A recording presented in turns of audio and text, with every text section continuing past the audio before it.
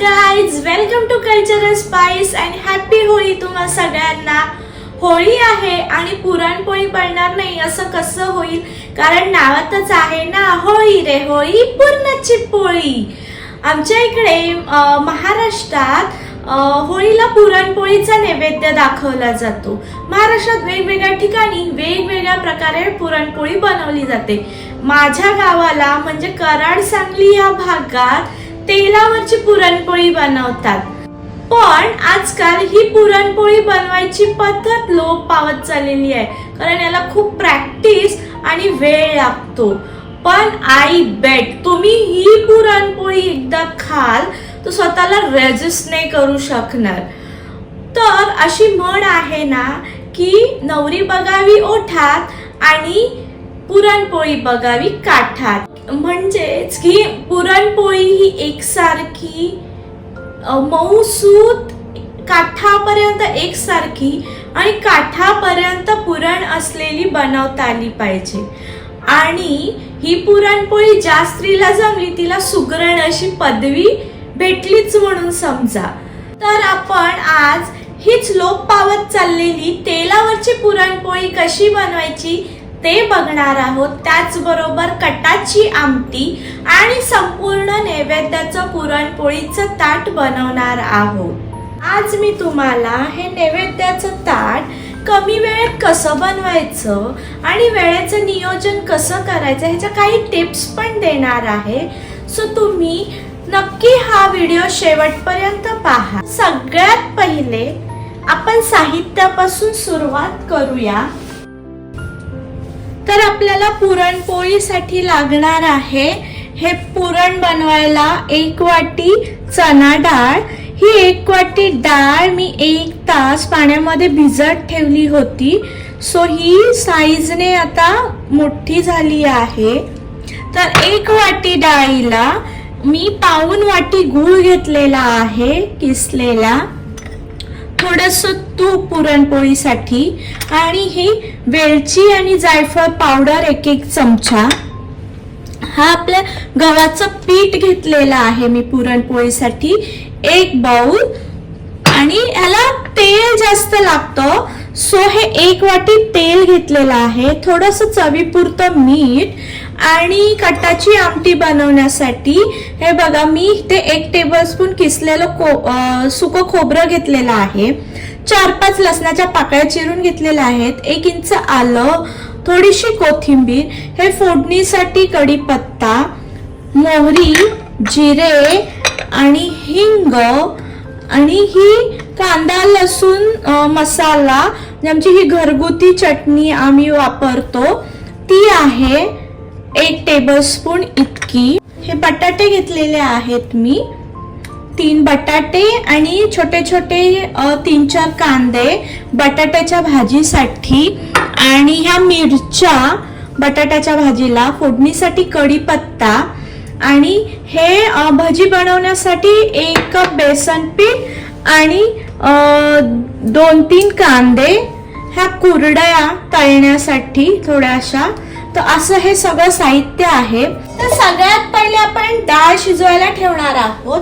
तर मी ही डाळ कुकरला शिजवणार नाहीये, तर मी पातेल्यामध्ये ही डाळ शिजवून घेणार आहे, कारण पातेल्यामध्ये डाळ शिजवल्यानंतर एक तर तो वरती जो पांढरा थर येतो डाळ शिजताना तो काढता येतो, कुकरमध्ये तो काढता नाही येत। आणि दुसरी गोष्ट म्हणजे आपण जे येळवणी काढणार आहोत ना डाळ शिजल्यानंतर, तर ही डाळ अशी पातेल्यात शिजवल्यानंतर त्याचं येळवणी खूप छान निघतं, आणि आपल्या त्या कटाच्या आमटीला खूप छान चव येते। सो शक्यतो तुम्ही पातेल्यातच डाळ शिजवा, आणि जर तुमच्याकडे वेळ नसेलच तर तुम्ही डाळ कुकरला लावू शकता आणि येळवणी काढू शकता। तर इथे मी 2 ग्लास पाणी टाकलेलं आहे डाळ शिजण्यासाठी। आपली डाळ शिजतीये तोपर्यंत आपण बाकीची तयारी करून घेऊया। आता डाळ शिजायला ठेवल्यानंतर मी इथे कुकर मध्ये भाजीसाठी बटाटे शिजायला टाकते. मी असे कट करून टाकलेत बटाटे, सो दॅट ते लगेच 2-3 शिट्ट्यांमध्ये शिजतील. तर इथे मी थोडंसं पाणी ऍड करून आता मी याच्या 2-3 शिट्ट्या काढून घेणार आहे. मी म्हटलं होतं ना इथे डाळीला उकळी आली आहे, तर हा पांढरा जो थर येतो डाळीवर हा काढणं खूप गरजेचं असतं. हा हेल्थसाठी चांगला नसतो. जर तुम्ही कुकरमध्ये डाळ लावली तर हे जे पांढरा थर येतो डाळीवर तो नाही काढता येत. म्हणून डाळ नेहमी पातेल्यामध्ये शिजवावी, जेणेकरून जशी डाळ शिजेल तसं आपल्याला हा वरचा थर काढून डाळ शिजवता येते. आणि आपले जे येळवणी आहे आमटीचं, कटाच्या आमटीचं, त्याला ही चव चांगली येते अशी डाळ शिजवल्यानंतर. तर मी आता हा थर काढून घेतेय पूर्णपणे. हा 2-3 वेळा अधूनमधून हा व्हाईट थर काढून घ्यावा लागतो. आता आपली डाळ शिजतीये, कुकर पण लावलेला आहे. तोपर्यंत आपण भाजीची आणि आमटीची तयारी करून घेऊया. तो सगळ्यात पहिले मी हे आमटीचं वाटण करून घेते. तर त्यासाठी हे खोबरं वगैरे काहीच भाजायचंच नाही आपल्याला, तर हे कच्चच मिक्सर मधून फिरवून घ्यायचं आहे. सो हे खोबरं, आलं, लसूण आणि कोथिंबीर मी आता मिक्सरला वाटून घेते. ह्यामध्ये पाणी न टाकता आपल्याला मिक्सरमध्ये बारीक करायचं आहे वाटण. हे थोडंसं दरदरीत असलं पाहिजे. आमटीला थोडं दरदरीत वाटण असेल तर आमटी छान होते. सो विदाउट पाणी ऍड करता आपल्याला हे वाटून घ्यायचं आहे. आता त्याच मिक्सरच्या भांड्यामध्ये मी बटाट्याच्या भाजीसाठी आणि कांदा भाजीसाठी मिरची आणि आलं वाटून घेते आहे. अजून एकदा डाळीवरचा थर मी काढून घेतलेला आहे. आता मी इथे 1 ग्लास गरम पाणी त्यामध्ये ऍड करून अजून डाळ शिजायला ठेवलेली आहे. आता आपला कुकर झाला आहे, गॅसवरून उतरून ठेवते मी थंड करायला. तर आपली आमटीची तयारी झालेली आहे, बटाट्याच्या भाजीची तयारी झालेली आहे. आपले बटाटे थंड होत आहेत. आता आपण सगळ्यात पहिले कणिक मळून घेऊया, सो दॅट डाळ शिजेपर्यंत ती कणिक चांगली भिजेल. त्यासाठी एका परातीमध्ये मी गव्हाचं पीठ घेतलेलं आहे. त्यामध्ये थोडंसं मीठ ऍड करायचं आहे चवीपुरतं आणि थोडीशी हळद टाकायची आहे कलरसाठी आणि थोडं पाणी ऍड करून ही कणिक सैलसर अशी मळून घ्यायची आहे आपल्याला. आता 1 टेबलस्पून इतकं तेल ऍड करून थोडी मळून घ्यायची आहे ही कणिक. अशी सैलसर कणिक पाहिजे आपल्याला. आता ही कपड्याने झाकून ठेवायची आहे. आता डाळ थोडीशी हलवून शिजले का ते बघायची आहे. थोडीशी कच्ची आहे अजून डाळ, हिला अजून शिजू द्यायची आहे. आता तोपर्यंत मी बटाट्याची भाजी आणि कांदा भाजीसाठी इथे कांदा चिरून घेते. आता कांदा भाजीचं बॅटर बनवण्यासाठी एका बॉलमध्ये मी कांदा ऍड करून त्यात मीठ टाकून कांद्याच्या पाकळ्या सेपरेट करून घेतल्या आहेत. त्यानंतर वाटलेल्या आलं मिरचीची 1 स्पून पेस्ट, थोडीशी चिरलेली कोथिंबीर, हिंग, हळद आणि 1 स्पून ओवा ऍड करून सगळं व्यवस्थित मिक्स करायचं आहे.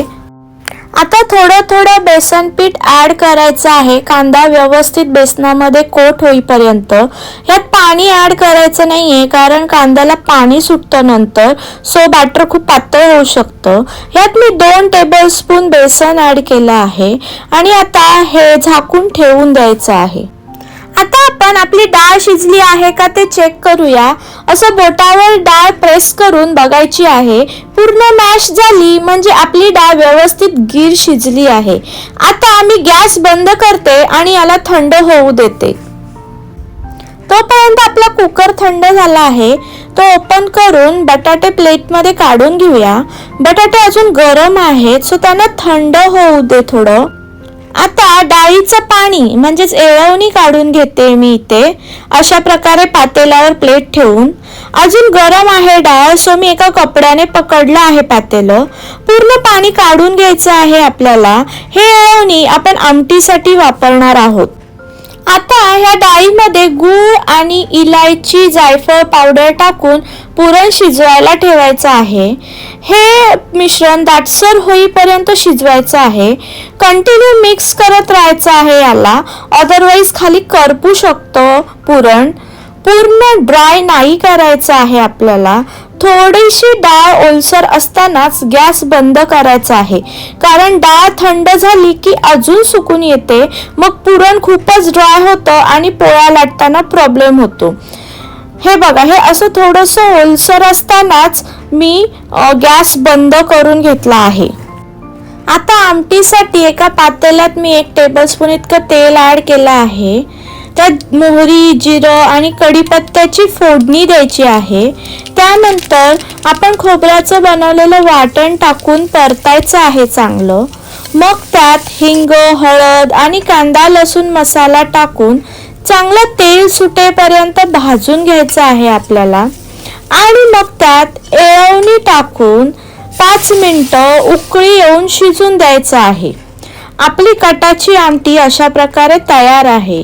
वरून कोथिंबीर टाकून गार्निश करायची आहे. आता बटाट्याची भाजी बनवण्यासाठी बटाटे सोलून चिरून घ्यायचे आहेत. एका पॅनमध्ये 1 टेबलस्पून तेल टाकून मोहरी, जिरे, कढीपत्ता, हिंग याची फोडणी द्यायची आहे.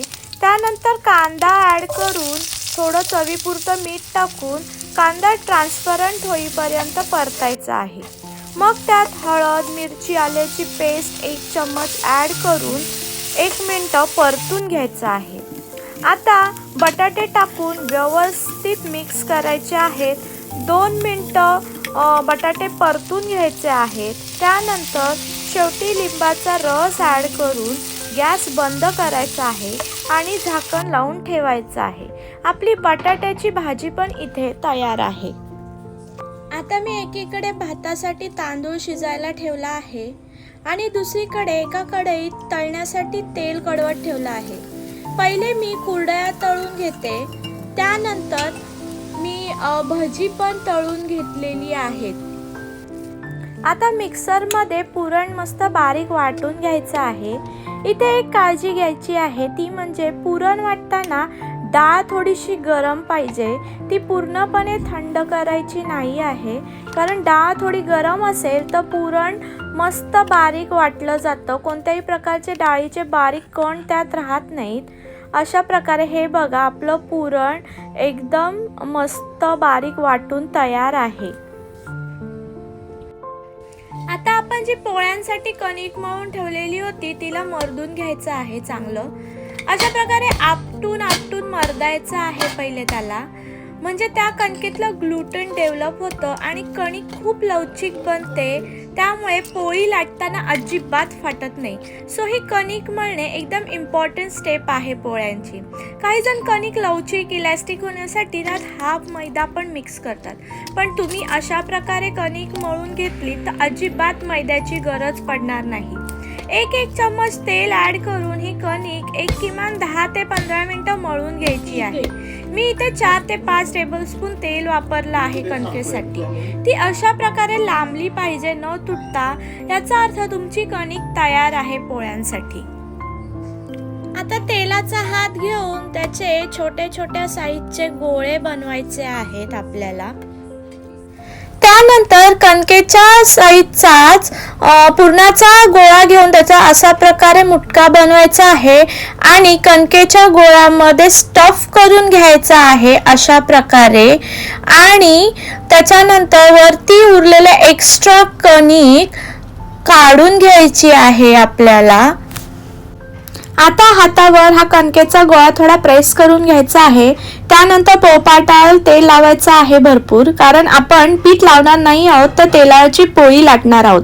सो ती चिकटली नाही पाहिजे पोळपाटाला, त्यामुळे थोडं जास्त तेल टाकायचं आहे. त्यानंतर कणकेचा गोळा त्यावर ठेवून अशा प्रकारे हाताने दाबून थोडा पसरवायचा आहे. त्यामुळे पुरण काठापर्यंत जाते पोळीच्या. त्यानंतर लाटण्याला पण तेल लावून घ्यायचं आहे आणि अगदी हळूवार हाताने पोळपाट फिरवत फिरवत ही पोळी व्हिडिओत दाखवल्याप्रमाणे लाटून घ्यायची आहे.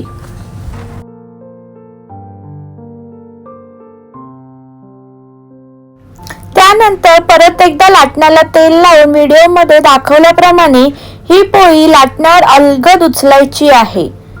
ही बघा, हे असं रोल करून हे हलकेच थोडंसं रोल करायचं आहे आणि त्यानंतर उचलायची आहे आणि तव्यावर अनरोल करून टाकायची आहे. तुमची कणिक एकदम व्यवस्थित मळली गेली असेल तर ह्या प्रोसेसमध्ये पोळी अजिबात तुटत नाही लाटताना किंवा तव्यावर टाकल्यानंतर सुद्धा. आता एका बाजूने 2-3 मिनिटं ही भाजून घ्यायची आहे आणि उलटण्याने अलगद पलटवून दुसऱ्या बाजूने पण 2-3 मिनिटे भाजायची आहे. ही आपली पुरणपोळी बघा कशी टम्म अशी फुगली आहे आणि अजिबात फाटली नाहीये कुठे. अशा प्रकारे मी सगळ्या पोळ्या बनवून घेतल्या आहेत. एका बाउल पिठामध्ये माझ्या 6 ते 7 पोळ्या झालेल्या आहेत.